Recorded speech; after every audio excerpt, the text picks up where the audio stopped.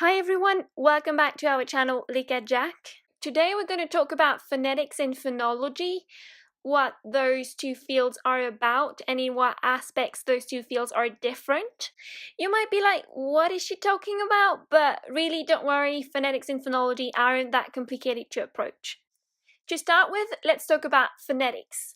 So, phonetics is a field of linguistics that studies how sounds are made, conveyed, and perceived.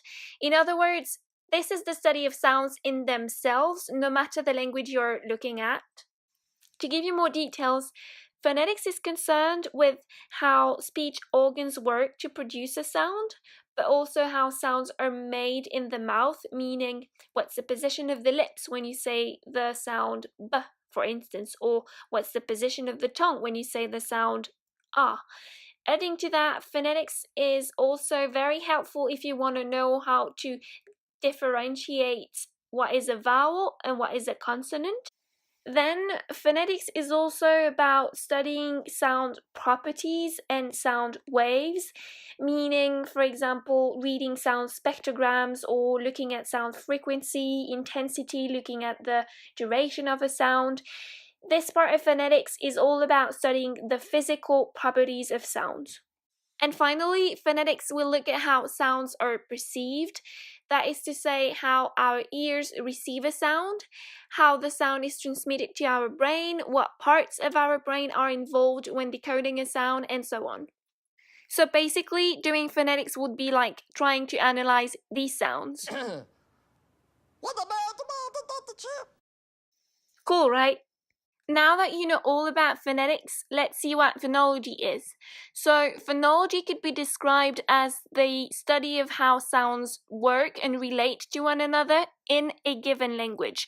That is to say, how sounds behave when being combined in French, for instance, or in English or Chinese, or whatever language you decide to study. Phonology is very important because it determines the phonemes of a language, that is to say, the specific sounds that are attached to a specific language, no matter the language you're looking at. To give you an example, in French, we have what's called nasal vowels, like un, un. These are vowels that we produce using our nose, and I know that might sound very strange to you guys, but for us French speakers, it is completely normal. Anyway, the point being that these nasal vowels, these sounds are particular to French, and you will not find them in English, for instance. These are not English sounds, and that's why phonology is very helpful because it establishes what sounds belong to what language. Phonology is also very interesting because it can help you understand how syllables are created and constructed. That might seem very easy at first, but it is in fact very difficult to understand how syllables are made. And finally, phonology establishes phonological processes of a language. To put it differently, it looks at the rules that govern sounds when they combine with one another in a particular language. For instance, in English, when the sound d is next to the sound n, very often the d sound will transform into a n sound so that it's easier for the speaker to pronounce those two sounds next to each other. That's called assimilation, that's the assimilation rule, and you can see it very often, for example, when English speakers say good night. They do not really pronounce good night, but something like good night as if it was one word and as if there was absolutely no the sound. So that's an example of a phonological process that governs the English language, the assimilation rule.